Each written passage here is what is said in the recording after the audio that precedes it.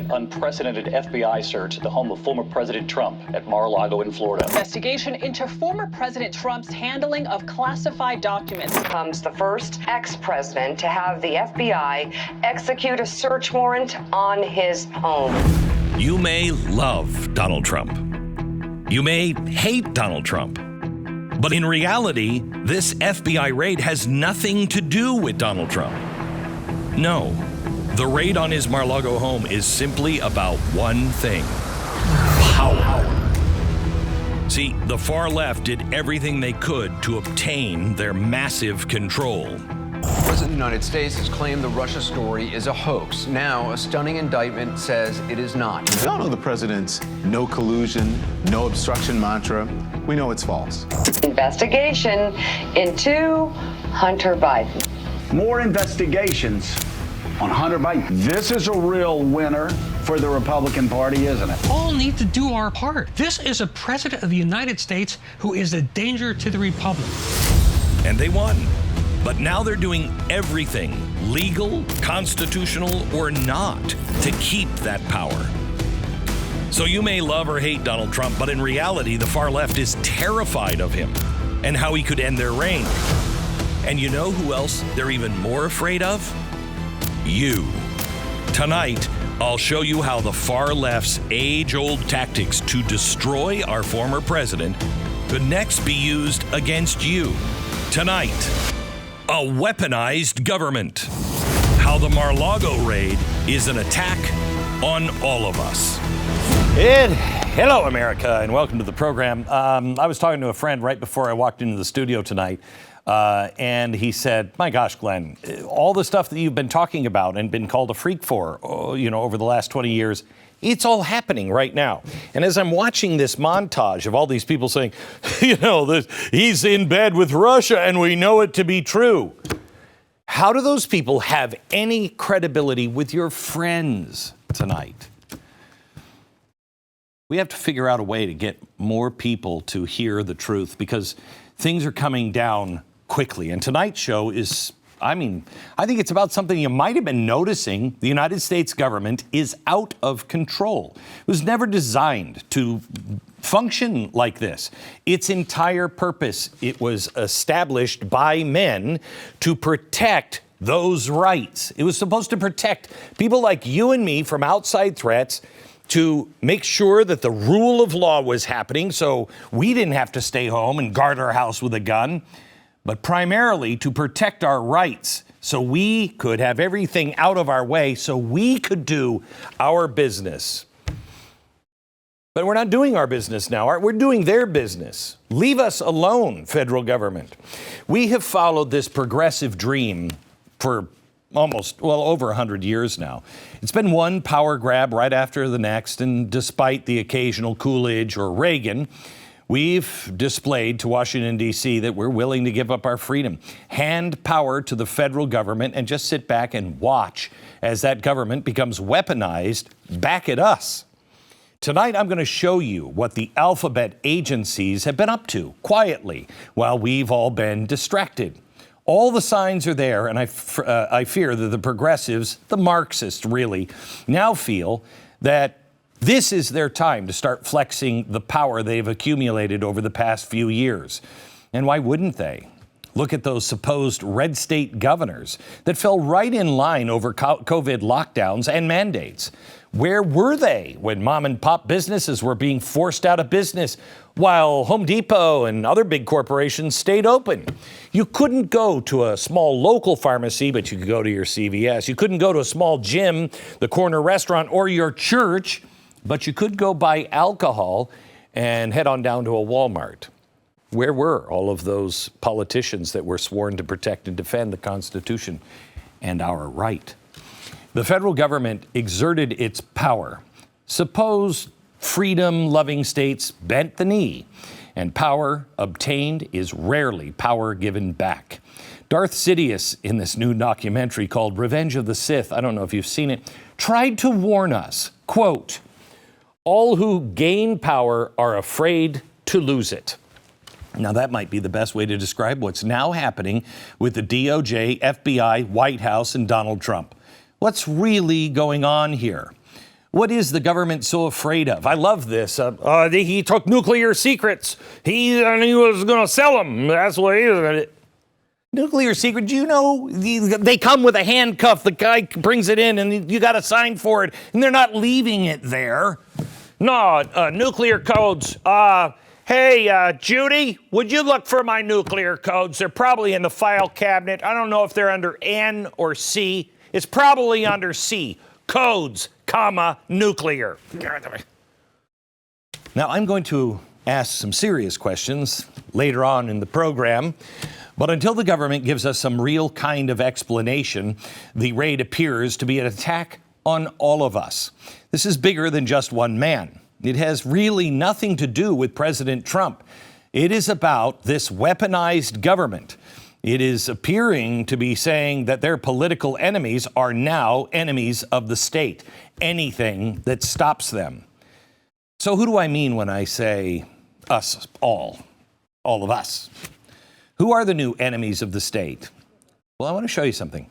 Immediately after the Trump raid, the FBI and DOJ issued a joint memorandum. Now, this was supposed to stay in-house, but it was leaked to Project Veritas.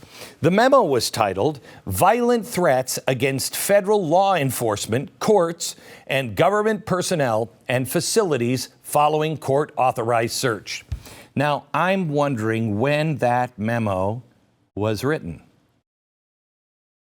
because I don't think any of those things happened right after the surge. And it was leaked. When did they write that? Anyone that is upset over the Trump raid should never turn to violence. None of us. That's what the left does. That's what they want. That's what they need us to do.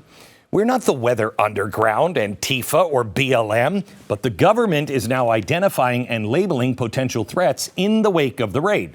Look at who they're labeling. Quote, perceptions of government overreach and election fraud. Oh, that makes me dangerous? Does that mean that every libertarian or constitutional conservative is now an extremist and on some sort of blacklist? Election fraud. Hey, have you seen that new thing where somebody took all the compilation of all the politicians on the left saying that the election was fraudulent? I mean, does that mean Al Gore, Hillary Clinton, Stacey Abrams are now on that FBI list?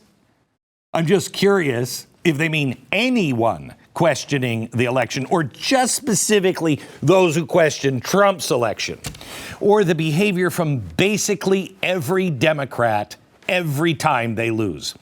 Check out a few of their other indicators. Unusual purchase of military-style tactical equipment. What does that mean? Does the ATF come to our homes to see if we bought a vest? Sound far-fetched? Yeah, they're already doing it. Unusual acquisition of weapons and ammunition. Could you please define unusual? And how does this in any way jive with the Second Amendment? It is our constitutional right to buy guns and ammo. Doesn't say how many. Well, that's an unusual amount. John Adams, you should write that in there. No unusual amounts. Increasing or extreme adherence to conspiracy theories.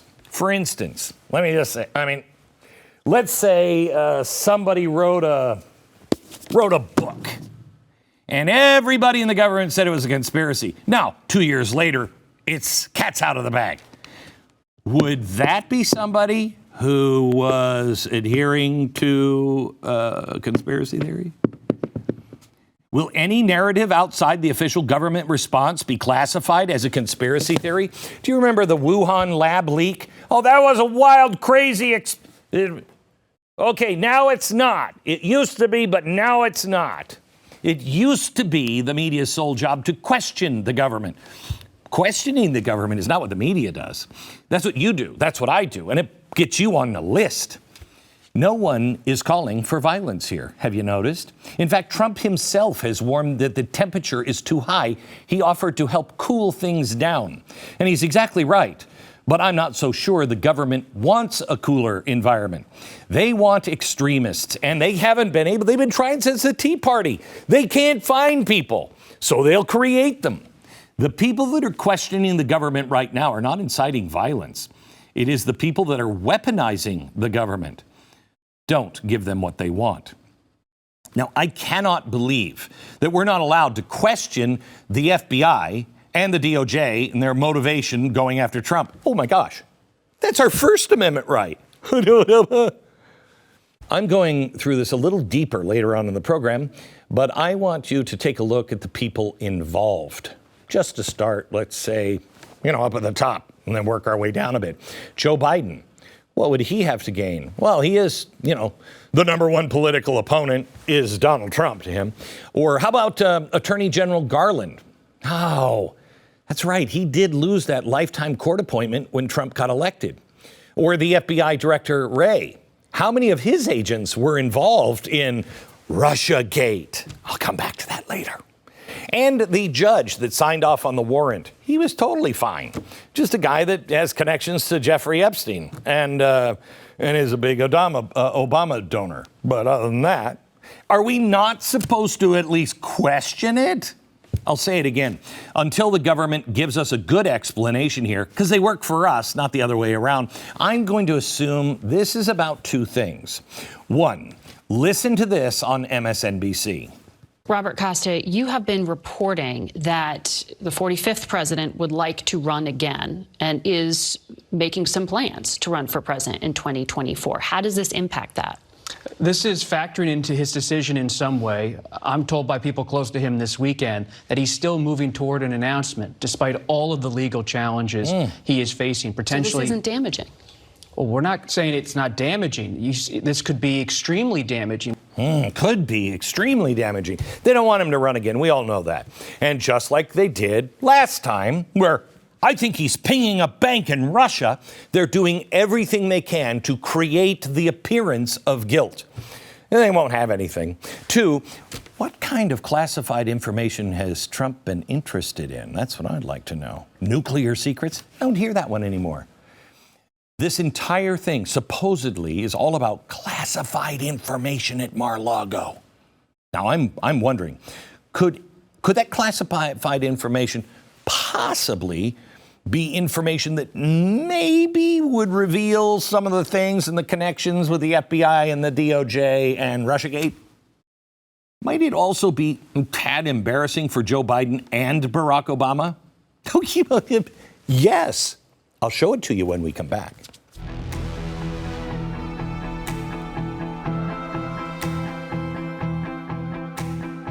Our farmers and our ranchers are in trouble. I just did a story today. I talked to Amos on the radio show. He's a Pennsylvania Dutch farmer.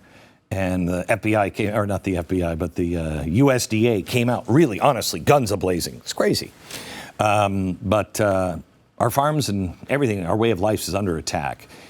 You want to do everything you can to buy high-quality meat from America and not only pay a reasonable price, but get meat that is really good and here from America. So what are you going to do? All of the meat is processed through Good Ranchers, and it's all American meat. Good Ranchers will lock your price of meat in for as long as you're subscribed to them. So if you were buying hamburger 2 years ago from Good Ranchers, guess who's not paying the grocery store price? You. All right.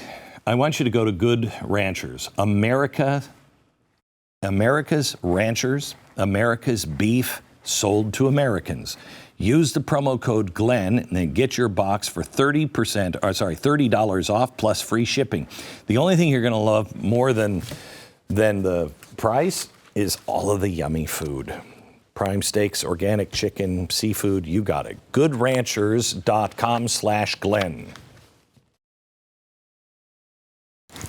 I'm media, and I know that people in America are so stupid that they don't have any idea. They won't remember stuff. If I say something today, I could say something crazy today, and tomorrow they won't remember. Yeah. That, I think, is how they actually think you are, that you're too stupid and you don't have a chalkboard. I do. To truly understand the raid on Mar-a-Lago, I'm going to put everything in a timeline because they don't think we'll ever do that. We're not man enough. Okay, we're going to take you through a little timeline from Trump's departure from the White House and the classified information. Now, we start right here. One day before the president left the White House, he issued this memo. Trump was declassifying certain materials related to the FBI Crossfire Hurricane investigation. What could that be? Now, I want you to keep this in mind because President Trump has claimed that everything the FBI sees has been declassified. Is it maybe this? Well, as you see the timeline, I think you're going to say, yeah. January 20th, he leaves the White House. Okay, he declassifies all the Russiagate stuff. President Trump's chief of staff said most of the Russiagate documents had been sent to the DOJ for redactions. But as per Newsweek reporting, 27 boxes of material had been sent accidentally to Mar-a-Lago. Remember, this was not the political people. This was the GAO, the Government Accounting Office. They're the ones that packed everything up. So there weren't any political people. Well, this kicked off conversations between Trump's team and the National Archives to find out what needed to be shipped back. So let's jump ahead to this year. In January, Trump team transferred 15 of the 27 boxes. They went to the National Archives. Now, some of those reportedly were marked classified. We still don't know, if they were nuclear secrets or not. But part of the documents we know were declassified back in January 2020. Remember this. It also shows that Trump's team was working with the government. So why would you take an ex-president and march people out for a raid? Well, getting ahead of myself, on March 24th, in the middle of all of this, Trump stayed on track. Yeah, this is what he was really concerned about. He filed a RICO lawsuit going after Hillary Clinton and everyone else involved in Russiagate. Getting justice for the collusion fiasco that had been constant. Now, I find it interesting that this occurred at this time. Why? Well, it was just a couple of weeks later, on April 7th, that it was leaked to the Washington Post by unnamed DOJ sources. Because, of course, the DOJ was investigating improper removal of presidential records at Mar-a-Lago.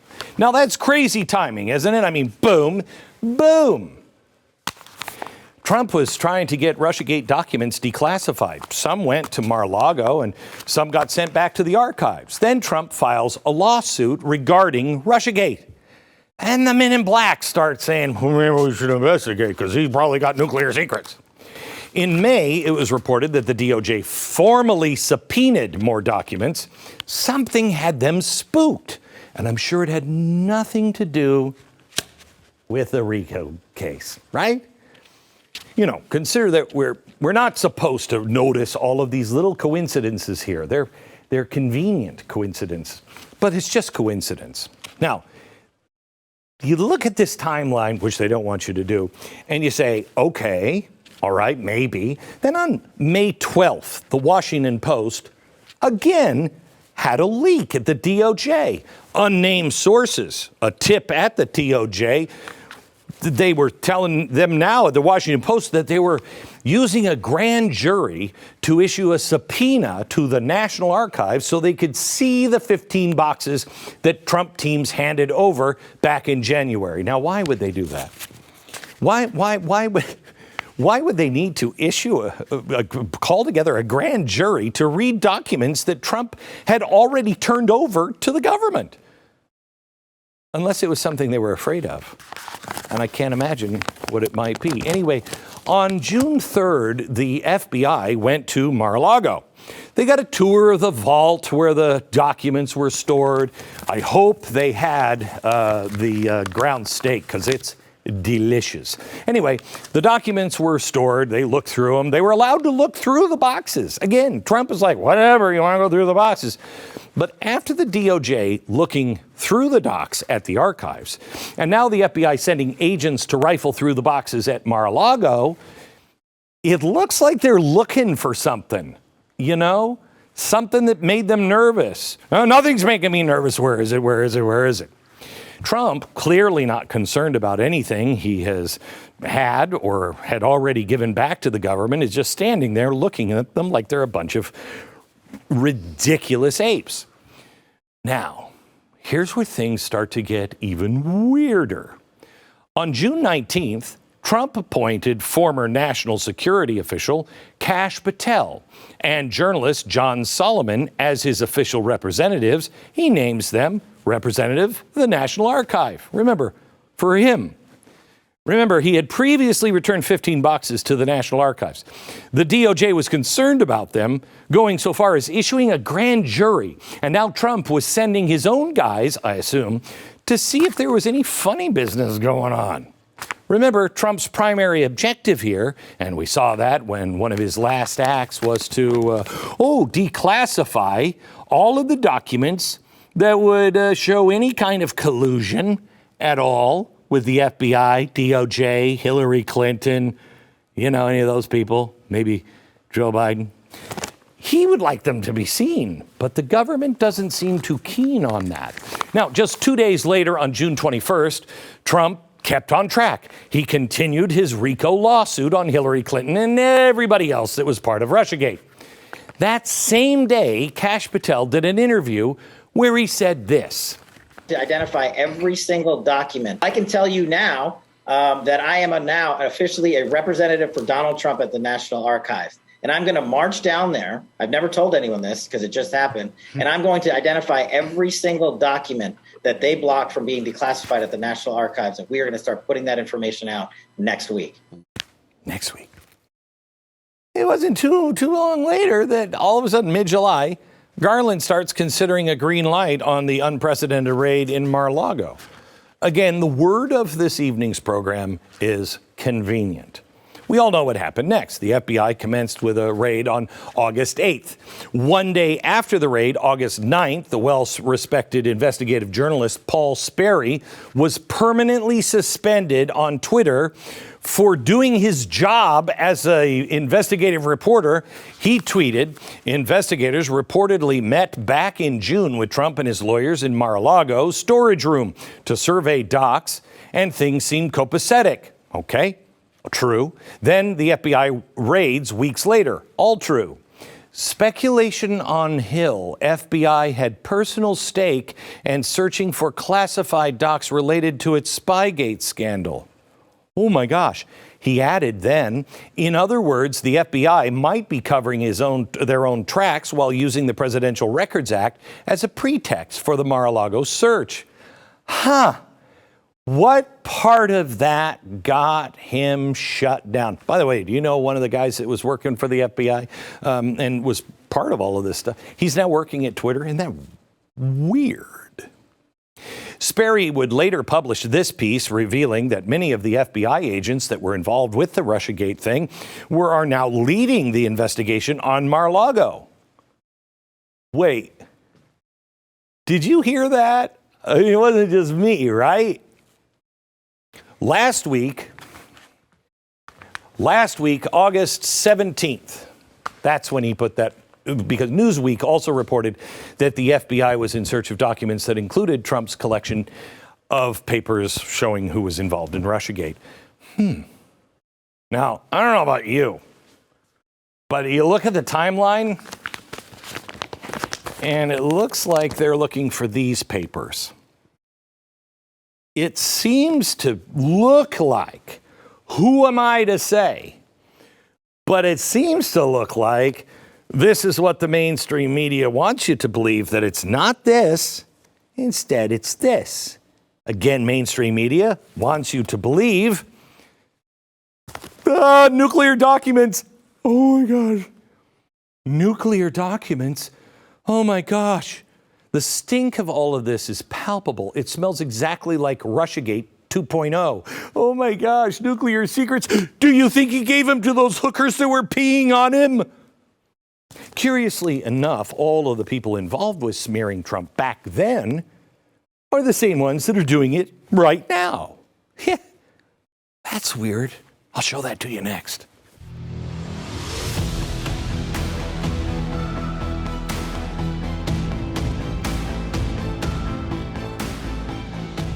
So I think you know me. I'm a skeptic, a little skeptical by nature. So when somebody says, somebody could come in and steal your house, my thought was, no, I don't think so.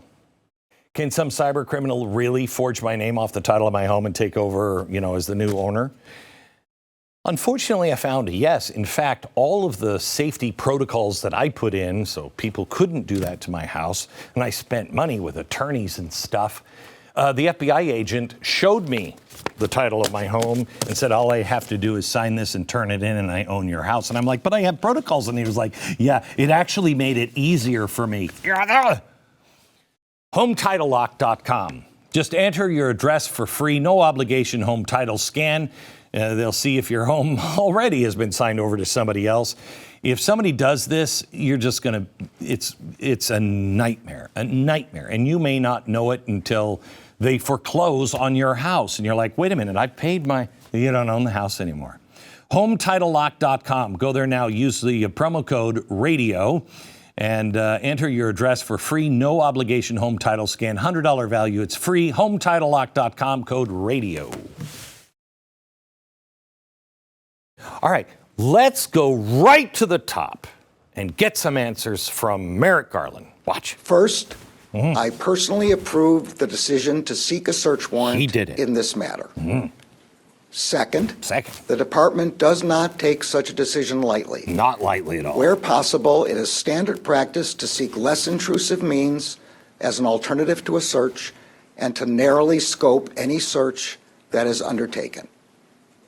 Third, let me address recent unfounded attacks on the professionalism of the FBI and Justice Department agents and prosecutors. I will not stand by silently when their integrity is unfairly attacked. Oh, my goodness. The men and women of the FBI and the Justice Department are dedicated, patriotic public servants. Wow. Came right from the top. You notice he's on the defensive there. Merrick Garland. Oh, my goodness. I will not tolerate any questions whatsoever. Really?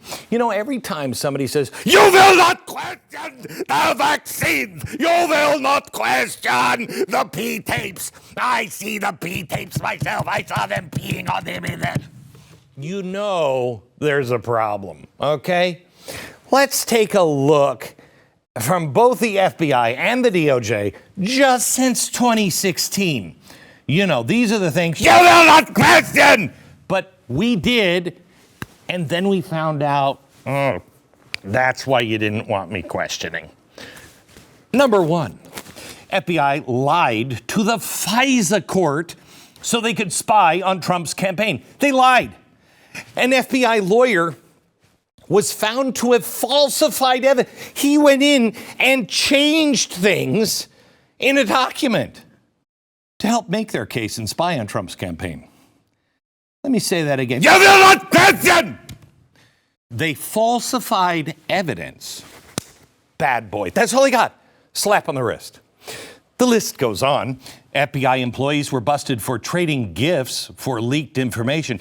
Yes, but if it was some wonderful earrings that wouldn't clash with my eyes and my dress, no, it's cupcakes. I'd give my right arm for a cupcake right now. I'll spill my guts for a cupcake. The Inspector General found that FBI agents protected Larry Nassar, the doctor who repeatedly sexually abused female Olympic athletes. The FBI knew it. Despite the videos of Hunter Biden naked smoking crack with prostitutes, as well as an insane amount of other, dare I say it, shady financial information from China. They will not tolerate questions like this! Well, the FBI buried that. There's nothing to see here. Garland's DOJ is more concerned about going after parents at school board meetings. You see, they don't want anybody asking questions. Why? because of their sterling, sparkling track record. I'm really sorry, but I don't see things the same way, so I'm going to continue to ask questions, right? Here's one. Why has the White House been so adamant lately that they didn't even know what the FBI and DOJ were doing? They've said that repeatedly over the past couple of weeks. I didn't even know. Now, I believe that in Joe Biden. Sir, we just had this conversation. Who are you? I believe that. But the whole White House? No. I find it interesting because investigative journalist John Solomon, not only worked for the Times, the Post, and the Wall Street Journal, et cetera, just this week discovered a new entry that I need to put on the timeline. There was an empty box there. It's April 22nd. A few months after Trump turned over 15 boxes of the documents, and a couple of weeks after Trump filed his RICO lawsuit on Russiagate. Biden's White House was busy. The White House Deputy Counsel, Jonathan Sue, was in, is that not a great name for an attorney? Sue? Anyway, was in conversations with the FBI and DOJ and the National Archives. Now, memos show that Sue conveyed to the National Archives that Joe Biden wouldn't object to waiving Trump's claim of executive privilege. I mean, I'm just saying. And guess what? Yeah, that opened the door to the Mar-a-Lago raid. Wait. I thought the White House didn't know anything about that. How far does this go? How deep was the president and his staff in all of this?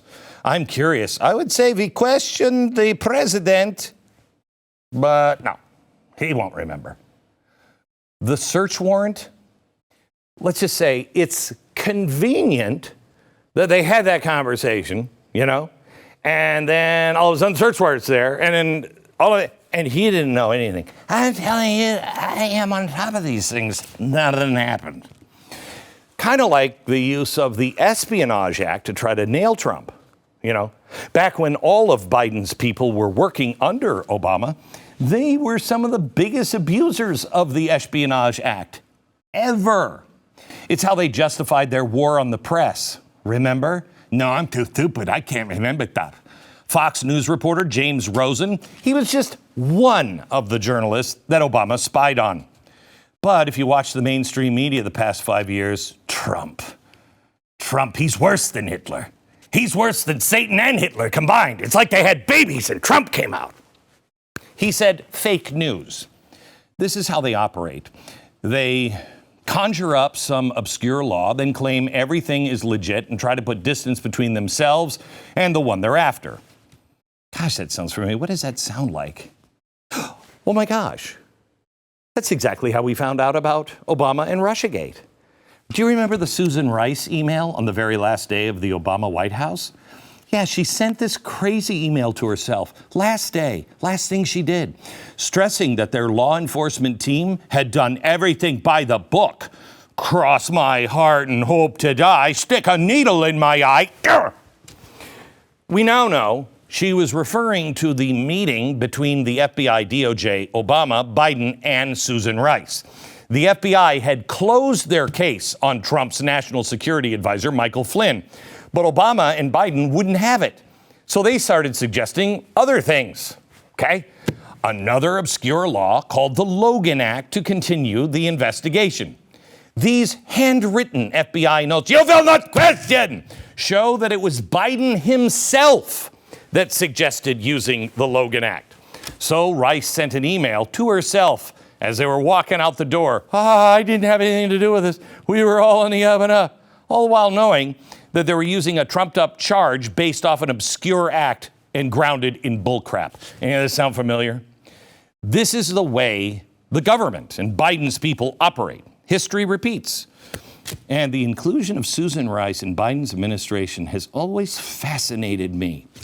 Why is she still hanging around? I mean, is it for stuff like this? Rice is Biden's domestic policy advisor, and she has, quote, created a fiefdom within the White House. She meets with Biden multiple times a week. Fiefdom, kind of like what we'll all be living in soon. We also have records that she has meetings with the Department of Justice. And Trump has called out Rice personally, accusing her of committing a crime. Now, there's a beef here, okay? There's a history of using dumb laws to go after Trump. There's also a history of attempting to distance themselves poorly from the abuse.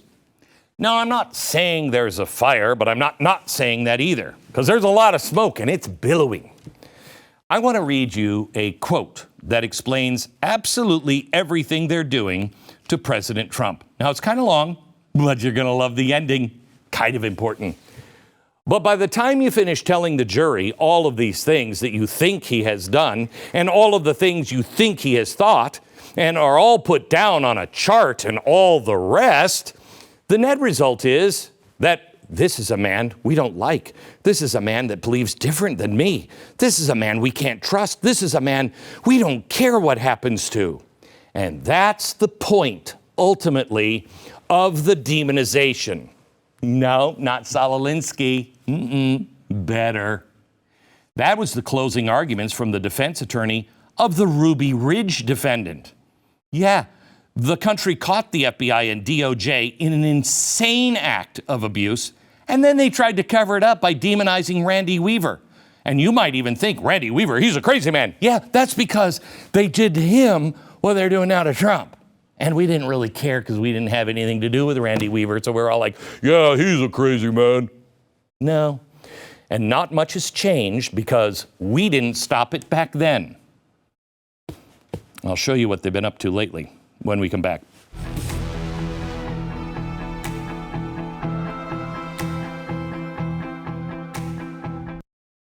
So are you suffering right now? Somewhere Susan Rice is like, I don't think they're suffering enough yet. I mean, I hope they're out of pain. Here's the thing. If you have pain, listen up. There is hope, and it comes in the form of Relief Factor. Every day I see testimonials of real people who tried Relief Factor for their pain, gotten their life back. Every single day I see them. And it is nice to see. I've met several people that take Relief Factor every day. I take it every day. Gosh, my tie is crooked. That makes me look crazy. Thanks to Relief Factor, you will see people who are getting their life back, doing the things that they love. Get your life back. Just try it right now. The 3-week quick start. It's relieffactor.com. Relieffactor.com. Get the 3-week quick start. Try it for 3 weeks. If it's not working in 3 weeks, probably not going to work for you. 70% of the people go on to order more month after month. Relieffactor.com. Go there now. Most of our history, we didn't have those institutions. The FBI came in during the First World War. And interestingly enough, one thing that Woodrow Wilson did, he used the FBI to spy on American citizens and actually arrest them if they disagreed with his foreign policy about going to war in Europe. And isn't it interesting how recent they used it in the Vietnam era? Democrats used it there. Republicans used the FBI to spy on 100 different groups in this country, including the churches, who disagree with the policy in Central America. It almost looks like the FBI was designed to spy on Americans who might be disagreeing with policy, especially the foreign policy. Oh. He's crazy. I mean, it's Ron Paul, right? Back in 1988, he said it's almost as if the FBI was designed to spy on Americans. What? It's hard to dispute when you look at, one of the FBI's founding members, J. Edgar Hoover. This guy kept blacklist files on American citizens, conducted illegal wiretaps, burglaries, all in the name of justice, Hoover's illegal spying included congressmen, MLK, JFK, and other people with 3 letters in their name. Kennedy was so afraid of Hoover that he kept him on as an FBI director after he defeated Nixon in '60. Now, why wouldn't he fire him? Well, that was the question. Kennedy replied with, quote, "You don't fire God." It's no wonder why he stayed on as the director for 48 years, from Calvin Coolidge to Richard Nixon. The country was scared to death of him. And in many cases, he was enabled by the Attorney General and the DOJ. But remember, you will offensive things I do. Isn't that right, Merrick Garland? J. Edgar Hoover is still the namesake for the FBI building in Washington, D.C. Now, the government is ashamed of our founding fathers. They take down statues. They'll change names of schools. But the J. Edgar Hoover building, all good. Wait a minute. Is it because they say he used to wear dresses at night? The list of FBI abuse is quite literally too long to go through in one show. Ruby Ridge. I just looked this up again and went through it. I had forgotten most of it. It's one of the most egregious acts by federal law enforcement ever. Randy Weaver was entrapped. He refused to be an informant. And when the FBI realized they couldn't get him to play ball, they arrested him on charges that he would have never committed without their involvement. They then encircled his property and murdered 2 of his family. During the cover-up, FBI officials admitted to lying and destroying evidence. Weaver was eventually let go and received $3 million settlement from the government. Here's $3 million. That should replace your family. I already mentioned Russiagate, where the FBI was also caught tampering with evidence. But the most recent example of the abuse involves the Whitmer kidnapping case. This is the ultimate example of, if they can't find extremists, they'll create them. A quick summary reveals that the FBI brought all of the suspects together. They cheered them on. They tried to give them money. Here's some money. Why don't you guys go out and buy some weapons? We'll stay here and watch the fort. The FBI invented militia groups out of thin air and organized conferences. They even tried to push a man in Virginia to do the same thing with Governor Northam. Quote, the mission is to kill the governor specifically. That's what an FBI agent, Jason Chambers, said to the person he was attempting to set up. The mission is to kill the governor specifically. Oh, and then they began making arrests while people were starting to go to vote for the next president. A campaign where one of the left's main talking points was stopping all those crazy right-wing extremists. Yeah, convenient. You're not telling me the ghost of J. Edgar Hoover is still running the FBI? No, I don't believe in ghosts. It's just merely operating as designed. But let's move beyond just the FBI. How about the IRS? Also a Wilson creation. The IRS just received funding that would allow them to hire 87,000 new agents. I want to give you a little context. I've stood at the 50-yard line with an almost capacity crowd at Dallas Cowboys Stadium. Sold out, standing room only, is 80,000 people. Wow. How many are they hiring? Because that sounds like they could fill Dallas Cowboys Stadium with agents. Well, don't worry. There's no history of corruption with the IRS. Well, except in 1951-66, IRS agents were charged with bribe taking and extortion. In the 1950s and 60s, the IRS was condemned for working with J. Edgar Hoover to go after American citizens. They also audited Martin Luther King and targeted conservative groups. Nixon used the IRS to dig up dirt on his political opponents. Paula Jones refused to settle her sexual harassment suit against Bill Clinton, and then she found herself suddenly getting audited. The IRS went after the Tea Party under Obama. But other than that, when has the IRS not been corrupt? They're now flush with more cash for more personnel.